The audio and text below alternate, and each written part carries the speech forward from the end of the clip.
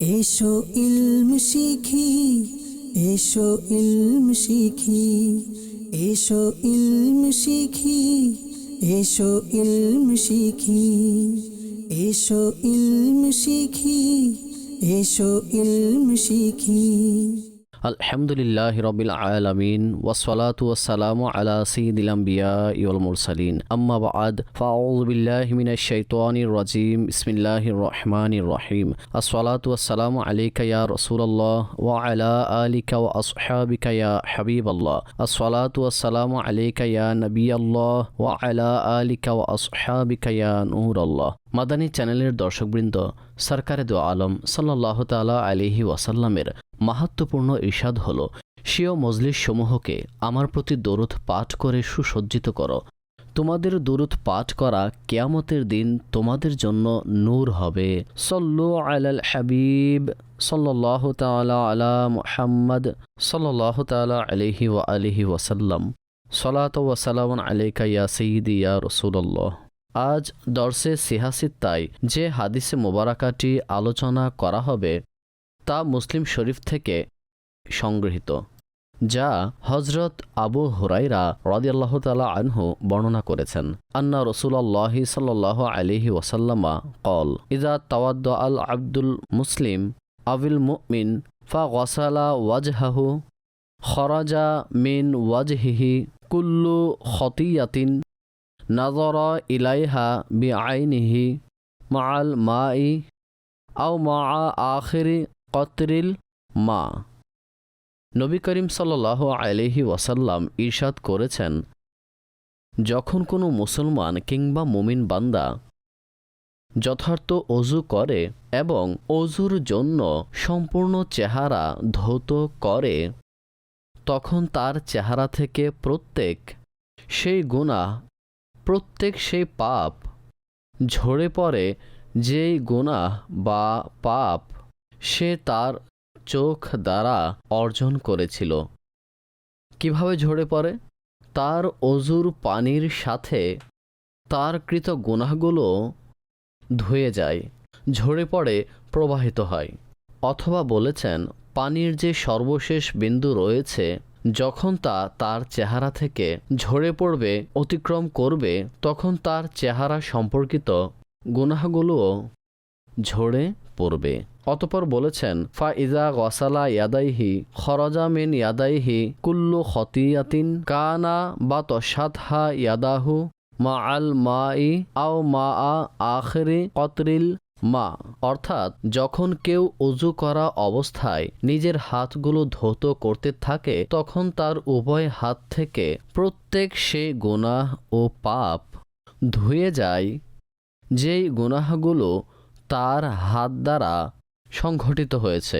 অর্থাৎ যে গুনাহ সম্পন্ন কাজগুলো তার হাত দ্বারা সংঘটিত হয়েছে, তো সেই গুনাহগুলোও হাত থেকে ঝরে যায় অজুর পানির সাথে, অথবা পানির সর্বশেষ বিন্দুর সাথে তার সেই হস্তকৃত গুনাহগুলো ঝরে পড়ে বা ধুয়ে যায়। এরপর প্রিয় নবী সাল্লাল্লাহু আলাইহি ওয়াসাল্লাম আরও ইরশাদ করেন, ফা ইজা গসালা রিজলাইহি, যখন সে অজু করার সময় নিজের পাগুলো ধৌত করে, খরাজাত কুল্লু খতিয়াতিন মাশাতহা রিজলাহু মাআল মাই আও মা আখিরি কতরিল মা হাত্তা ইয়াখরুজা নাকিয়ান মিনাজ জুনুব। বলা হয়েছে, যখন সে তার পাগুলো ধৌত করে, তখন তার উভয় পা থেকে সে সকল গুনাহ ঝরে পড়ে যে গুনাহগুলো করার জন্য তার পা অগ্রসর হয়েছিল, সে গুনাহগুলোও প্রবাহিত হয়ে যায় পানির সাথে অথবা পানির সর্বশেষ বিন্দুর সাথে। এমনকি যখন বান্দা পরিপূর্ণ অজু করে নেয়, তার ব্যাপারে হুজুর সাল্লাল্লাহু আলাইহি ওয়াসাল্লাম বলেন, হাত্তা ইয়াখরুজা নাকিয়ান মিনাজ জুনুব, তখন সেই ব্যক্তি অজু করার পর গুনাহ থেকে পাক ও পবিত্র হয়ে যায়। মাদানী চ্যানেলের দর্শক, আপনারা দেখেছেন যে মুসলিম শরীফের এই হাদিসে মোবারাকা থেকে আমরা গুনাহ ধুয়ে ফেলার একটি প্রেসক্রিপশন পেয়েছি। যেভাবে আমাদের শরীরে ময়লা আবর্জনা লেগে যায়, কাপড়ে ধুলো ময়লা লেগে যায়, আমাদের ব্যবহৃত বস্তুসমূহে ধুলো ময়লা পড়ে যায়, তখন আমরা যেভাবে সেগুলোর পরিষ্কার পরিচ্ছন্নতার জন্য উদ্যোগ নেই, সুতরাং অনুরূপভাবে মানব দেহ যখন গুনাহের কালিমায় ময়লাযুক্ত হয়, তখন গুনাহের নর্দমা, গুনাহের কালিমা স্বীয় দেহ থেকে, স্বীয় অঙ্গসমূহ থেকে, দেহের বাহ্যিক থেকে, দেহের অভ্যন্তর থেকে আমরা কিভাবে গুনাহের কালিমা ও কলুষ দূর করতে পারি, তা আমাদের আকা ও মাওলা সাইয়্যিদুনা মুহাম্মদ মুস্তাফা সাল্লাল্লাহু তাআলা আলাইহি ওয়াসাল্লাম গুনাহ দূর করার অত্যন্ত চমৎকার একটি পদ্ধতি আমাদের ইরশাদ করেছেন। অদৃশ্যের সংবাদ দিতে গিয়ে তিনি সাল্লাল্লাহু আলাইহি ওয়াসাল্লাম আমাদের অবগত করিয়েছেন যে যখন মুমিন বান্দা অজুরত অবস্থায় থাকে, চেহারা ধৌত করতে থাকে, তখন চেহারার মাধ্যমে সংঘটিত গুনাহসমূহ তার সাথে ধৌত হয়ে চলে যায়। পানির সাথে সাথে তার গুনাহগুলো ধৌত হয়ে চলে যায়, ঝরে পড়ে। হাত ধোয়ার কারণে হাতের গুনাহ ঝরে পড়ে, পা ধোয়ার কারণে পায়ের গুনাহ ঝরে পড়ে। সুতরাং নবী করিম সাল্লাল্লাহু তাআলা আলাইহি ওয়াসাল্লাম আমাদের স্বীয় আমলনামাকে গুনাহ থেকে পবিত্র রাখার জন্য অত্যন্ত চমৎকার একটি পদ্ধতি, অত্যন্ত চমৎকার একটি উপায় বলে দিয়েছেন অজুর মাধ্যমে। সুতরাং যখন মুমিন বান্দা অজু করে, তখন সে নিজেকে গুনাহ থেকে পাক ও পবিত্র করে নেয়। আল্লামা আবু জাকারিয়া ইয়াহইয়া বিন শরফ নববী রহমতুল্লাহ তাআলা আলাই এই হাদিসে মুবারাকার ব্যাখ্যা করতে গিয়ে ইরশাদ করেন, বর্ণিত হাদিসে রয়েছে যে অজু করার মাধ্যমে গুনাহ ঝরে পড়ে, গুনাহসমূহ মুছে যায়। এই যে বিষয়গুলো বর্ণনা করা হয়েছে, এর দ্বারা উদ্দেশ্য হল সগীরা গুনাহ, কবিরা গুনাহ নয়। অন্য আরেকটি হাদিস মুবারাকায় যাতে বর্ণনা করা হয়েছে যে ব্যক্তির গুনাহ মাফ করে দেওয়া হয় যদি না সে কবিরা গুনাহ সম্পন্ন করে থাকে। সুতরাং এই হাদিসে মুবারাকা দ্বারা এই বিষয়টি জানা যায় যে অযুতে ব্যক্তির যে গুনাহসমূহ ক্ষমা করা হয় সেগুলো হলো সগীরা গুনাহ। অন্যত্র কাজে আজ মালিকের রহমতুল্লাহ তাআলা আলাই এ ব্যাপারে বলেন, এই যে গুনাহ ঝরে পড়ার ব্যাপারে হাদিসে মোবারকায় বর্ণনা করা হয়েছে যে গুনাহ ঝরে যায়, সুতরাং এই গুনাহ ঝরে পড়ার দ্বারা উদ্দেশ্য হলো গুনাহ ক্ষমা করে দেওয়া হয়। কেননা গুনাহের কোনো অবয়ব নেই। যেমন আমাদের হাতে কোনো কালি লেগে গেলে, কোনো ময়লা লেগে গেলে, কোনো নর্দমা লেগে গেলে তখন আমরা তা ঘষে মেজে পরিষ্কার করি, কিন্তু গুনাহের অনুরূপ কোনো অবয়ব নেই যা ধুলে পরিষ্কার হয়ে যাবে। এখানে গুনাহ ঝরে পড়ার দ্বারা উদ্দেশ্য হলো আল্লাহ তাবারক তাআলা গুনাহসমূহ ক্ষমা করে দেন। এই হাদিসে মোবারকায় হুজুর সাল্লাল্লাহু তাআলা আলাইহি ওয়াসাল্লাম তিনটি অঙ্গ ধোয়ার ব্যাপারে আলোচনা করেছেন, যাতে মুখমণ্ডল রয়েছে, হাত রয়েছে, অনুরূপভাবে পাও রয়েছে। আর এগুলোর মাধ্যমে গুনাহের ক্ষমা, অর্থাৎ যখন এই অঙ্গগুলো ধৌত করা হয় তখন গুনাহ ঝরে পড়ে, গুনাহ ক্ষমা করে দেওয়া হয়। আরও একটি হাদিস মুবারাকা রয়েছে যা ইমাম মালিক রহমতুল্লাহ তাআলা আলাই তার মুআত্তার মাঝে উল্লেখ করেছেন। সেটির মধ্যে আরও বিশদভাবে আলোচনা রয়েছে যে কুলি করার সময়, যখন আমরা কুলি করি তখন কুলি করার সময় মুখ গহ্বর থেকে গুনাহ ঝরে পড়বে। নাকে যখন পানি প্রবেশ করানো হয় তখন নাক দ্বারা কৃত গুনাহসমূহ, নাক দ্বারা সংঘটিত গুনাহসমূহ পানির সাথে ঝরে পড়ে। মুখ ধৌত করার সময় মুখের গুনাহ ঝরে পড়ে। তাছাড়া যে গুনাহগুলো চোখের মাধ্যমে হয়েছে, অর্থাৎ গুনাহ সম্পন্ন জিনিস যখন কেউ দেখে তখন সেই গুনাহে চোখও জড়িত থাকে, আর চোখ চেহারার অংশ ও পার্টও বটে।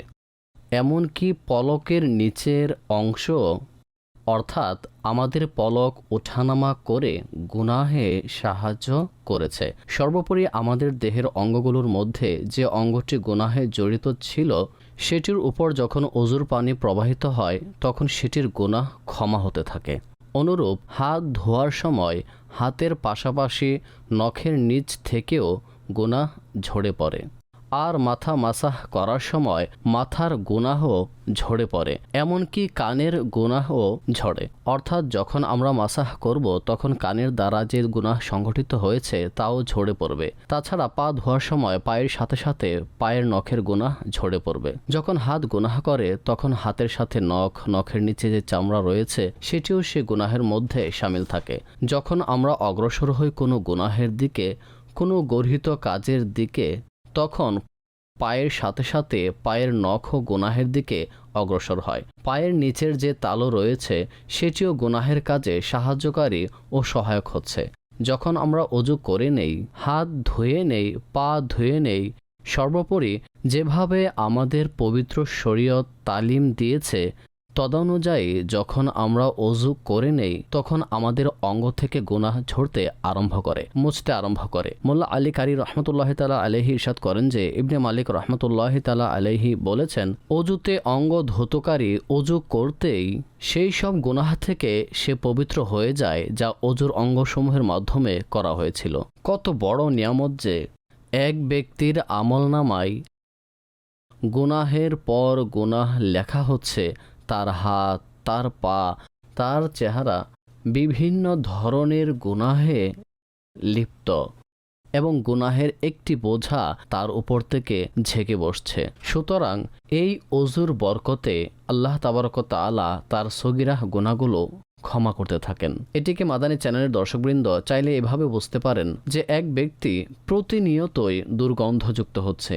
ধুলোবালু, গোড়া পাথর, লোমকূপের পানি একসাথে মিশে ময়লায় পরিণত হচ্ছে।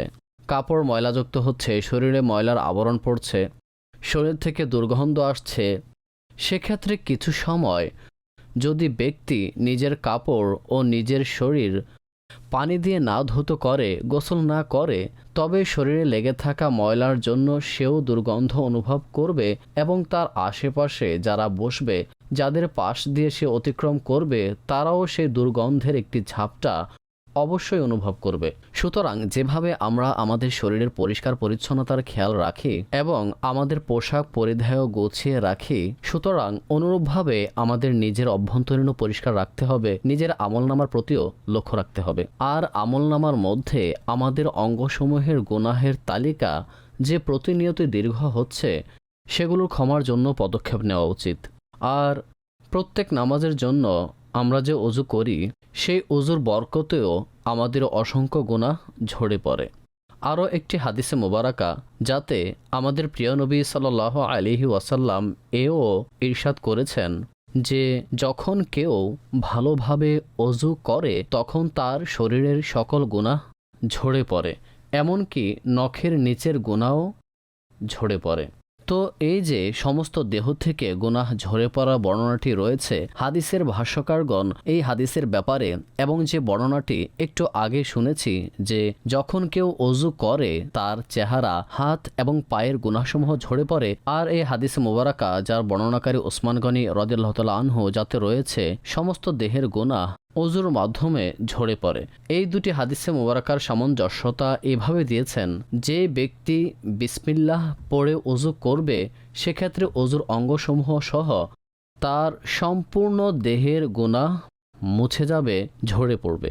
আর যদি বিসমিল্লাহ না পড়ে অজু করে সেক্ষেত্রে যতগুলো অঙ্গ অজুতে ধৌত হয়েছে শুধু সেগুলোর গুনাহ তা ঝরে পড়বে। চেহারার ক্ষেত্রে বিশেষভাবে চোখের কথা উল্লেখ করা হয়েছে। মুখ গহ্বর, দাঁত, জিহ্বা, কান এগুলো না বলে হুজুর সাল্লাল্লাহু আলাইহি ওয়াসাল্লাম বিশেষভাবে যে চোখের ব্যাপারে উল্লেখ করেছেন হাদিসের ভাষ্যকারগণ সেটির কিছু কারণ ব্যাখ্যা করেছেন। এর প্রথম কারণ হচ্ছে চোখ অন্তরের গুপ্তচর ও পথ প্রদর্শক। চোখ গুনাহের দিকে যখন দৃষ্টি দেয় তখন অন্তরের মধ্যে গুনাহের জন্য কুপ্রবৃত্তি তৈরি করবে। তো এই জন্যই হুজুর সাল্লাল্লাহু আলাইহি ওয়াসাল্লাম চোখের কথা উল্লেখ করেছেন। অর্থাৎ গুনাহ করার ক্ষেত্রে সর্বপ্রথম যার নাম আসে তা হলো চোখ। কেননা চোখের মাধ্যমেই গুনাহের দিকে ব্যক্তি যখন দৃষ্টি দেয় তখন অন্তরে কুপ্রবৃত্তি জেগে ওঠে। অতঃপর সমস্ত দেহ সেই গুনাহকে বাস্তবায়নের জন্য অন্তরের সেই কুপ্রবৃত্তিকে পূর্ণ করার জন্য সম্মিলিতভাবে প্রচেষ্টা চালায়। কাজে গুনাহের পথে যে পথ প্রদর্শন করেছে তা হচ্ছে দৃষ্টি। অর্থাৎ গুনাহ করার ক্ষেত্রে সর্বপ্রথম যে অঙ্গ ব্যবহার হয়েছে তা হলো চোখ। সুতরাং যখন বান্দা চেহারা ধৌত করে তখন গুনাহের সূচনা যে অঙ্গ দ্বারা হয়েছে অর্থাৎ চোখ, সেটির গুনাহ আল্লাহ তাবারক তাআলা মাফ করে দেন। অতঃপর পর্যায়ক্রমে অন্যান্য অঙ্গসমূহের গুনাহ আল্লাহ তাবারক তাআলা মাফ করে দেন। আরও একটি কারণ, হাদিস ভাষ্যকারগণ চোখের বিষয়ে এটিও উল্লেখ করেছেন যে হয়তো অনেকেরই এই ধারণা হতে পারে যে যখন চেহারা ধৌত করা হয় তখন চেহারা ধৌত করার মধ্যে এই চোখ যুগল ধৌত করাটা ফরজ নয়। যেহেতু চোখের ভিতরের অংশে পানি পৌঁছানো আবশ্যক নয়, সেক্ষেত্রে চোখের গুনাহ কিভাবে ঝরবে? সুতরাং এই হাদিসে মুবারাকায় হুজুর সাল্লাল্লাহু আলাইহি ওয়াসাল্লাম এই সন্দেহকে দূর করে দিয়েছেন, আর চোখের কথা বিশেষভাবে উল্লেখ করে এই বিষয়টি স্পষ্ট করে দিয়েছেন যে যদিও চোখ ধৌত করা জরুরি নয়, কিন্তু এটি চেহারার অঙ্গসমূহের মধ্যে একটি অঙ্গ। কাজে যেহেতু চেহারার গুনাহ মুছে যাচ্ছে, সেহেতু এই চেহারায় বিদ্যমান একটি অঙ্গ চোখ, যা ধৌত করা ফরজ নয়, আল্লাহ তাআলা সেটির গুনাহও মুছে দিচ্ছেন। দলিলুল ফালেহিনে রয়েছে যে অজুর কারণে অজুর অঙ্গগুলোর গুনাহ ঝরে পড়ে, অর্থাৎ সগীরাহ গুনাহসমূহ ঝরে পড়ে, যেগুলোর সম্পর্ক হুকুকুল্লাহর সাথে, অর্থাৎ বান্দা আল্লাহ তাবারক তাআলার অবাধ্যতা করেছে, আল্লাহ তাবারক তাআলার হক আদায় করেনি। সগীরা গুনাহের মধ্যে যে গুনাহগুলোর সম্পর্ক আল্লাহর হকের সাথে, সেই গুনাহগুলো ঝরে পড়া বিষয়ে হাদিস বিশারদগণ উল্লেখ করেছেন। আর এই বাক্যটি মূলত রূপক অর্থে ব্যবহার করা হয়েছে। গুনাহ ঝরে পড়া দ্বারা উদ্দেশ্য হল সেই গুনাহসমূহ মুছে যাওয়া ও নিঃশেষ হওয়া। অন্যথায় গুনাহের কোনো অবয়ব নেই যে দেহ থেকে গুনাহ ঝরে পড়ে এবং এক এক করে তা ভেসে যায়। এক্ষেত্রে হাদিস ভাষ্যকারগণ নিজের মত পেশ করেছেন। যেমন ইবনুল আরবি রহমতুল্লাহ তাআলা আলাইহি বলেন, এই হাদিসে মোবারাকায় গুনাহ ঝরে পড়ার যে কথা উল্লেখ করা হয়েছে, এটিকে গুনাহ মুছে যাওয়ার পরিবর্তে যদি আমরা এটিকে তার প্রকৃত অর্থেই রাখি, যেভাবে পানি শরীর থেকে ময়লা ধুয়ে পরিষ্কার করে, পাক পবিত্র করে, অনুরূপভাবে গুনাহসমূহ দেহ থেকে ঝরে পড়ে। এক হচ্ছে মুছে যাওয়া, সেই অর্থ রয়েছে। আরেক অর্থ আল্লামা ইবনুল আরবি করেছেন যে গুনাহ ঝরে পড়ার অর্থ এটি নেওয়া উচিত যা হাদিসের মধ্যে রয়েছে যে গুনাহ ঝরে পড়ে। সেক্ষেত্রেও এই অর্থটি সঠিক বলে গণ্য হবে, কেননা গুনাহ বাহ্যিক ও অভ্যন্তরকে কালো করার ক্ষেত্রে ভূমিকা রাখে। আর আল্লাহ তাবারক তাআলার নেক বান্দা যারা আধ্যাত্মিক শক্তির অধিকারী, তারা গুনাহের সেই কালিমা ও কলুষতা দেখতে পারে। আর অজুর যে প্রভাব রয়েছে, সেটি গুনাহগুলো ও গুনাহের যে কালিমা ও কলুষতা রয়েছে তা দেহ থেকে পৃথক করে থাকে। আল্লামা ইবনুল আরবি রহমতুল্লাহি তাআলা আলাইহি এই বিষয়টি সাব্যস্ত করতে গিয়ে বলেন যে হাজরে আসওয়াদ যখন আসমান থেকে এসেছিল, জান্নাত থেকে এসেছিল, তখন অত্যন্ত চাকচিক্য ও দীপ্তমান ছিল। মুশরিকদের গুনাহের কালিমার প্রভাবে তারাও যেহেতু হাজরে আসওয়াদে চুমু দিত, হাত লাগাতো, তো এ কারণে হাজরে আসওয়াদের রং সাদা থেকে কালো রঙে পরিবর্তন হয়ে গেছে। সুতরাং যখন গুনাহের প্রভাব হাজরে আসওয়াদকে, যা মূলত হাজরে আবিয়াদ ছিল, সাদা ছিল, সেই হাজরে আবিয়াদকে হাজরে আসওয়াদে পরিণত করতে পারে, অর্থাৎ কালো করতে পারে, অনুরূপ গুনাহগার ব্যক্তির উপরও তার গুনাহের প্রভাব পড়ে থাকে। যখন হাজরে আসওয়াদ তার উপরও গুনাহের প্রভাব পড়ল যে সেটির রং পরিবর্তন হয়ে গেছে, অনুরূপভাবে ব্যক্তির গুনাহের কারণেও ব্যক্তির শরীরে গুনাহের প্রভাব পড়ে থাকে। অথবা গুনাহ ঝরে পড়া দ্বারা উদ্দেশ্য হল গুনাহের কালিমা সমূহ ধুয়ে পরিষ্কার হয়ে যাওয়া। গুনাহ ঝরে পড়ার সম্পর্কে অত্যন্ত চমৎকার একটি ঘটনা রয়েছে, যাতে গুনাহ ঝরে পড়ার বিষয়টিও রয়েছে এবং আল্লাহর নেককার বান্দা সে গুনাহ সমূহকে অজুকারীর শরীর থেকে ঝরে পড়তে দেখেছেন। যাদের থেকে আল্লাহ তাবারক তাআলা অদৃশ্যের আবরণ তুলে দেন, তাদের নিকট অজুকারীর শরীর থেকে গুনাহ ঝরে পড়ার বিষয়টিও দৃশ্যমান হয়। মিজানুল কুবরার মধ্যে একটি ঈমান উদ্দীপক ঘটনা উল্লেখ করা হয়েছে। আল্লামা আব্দুল ওয়াহাব শারানি রহমতুল্লাহ তাআলা আলাইহি বলেন, একদিন সাইয়্যিদুনা ইমাম আজম রহমতুল্লাহ তাআলা আলাইহি কুফার জামে মসজিদের অজুখানায় এক যুবক ব্যক্তিকে অজু করতে দেখেন। তখন তিনি বলেন, হে বৎস, মা বাবার অবাধ্যতা থেকে তওবা করে নাও। জবাবে সে বলল, হুজুর, আমি আল্লাহ তাবারক তাআলার দরবারে মা বাবার অবাধ্যতা থেকে তওবা করছি।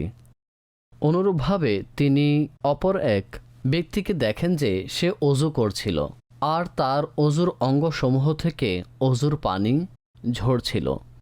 তখন তিনি বললেন, হে আমার ভাই, ব্যভিচার থেকে ফিরে আসো, তওবা করে নাও। সেও জবাবে বলল, আমি আল্লাহ তাআলার দরবারে দৃঢ়ভাবে তওবা করছি। অনুরূপভাবে আরও একজনের হাত পা থেকে অজুর পানি ঝরছিল।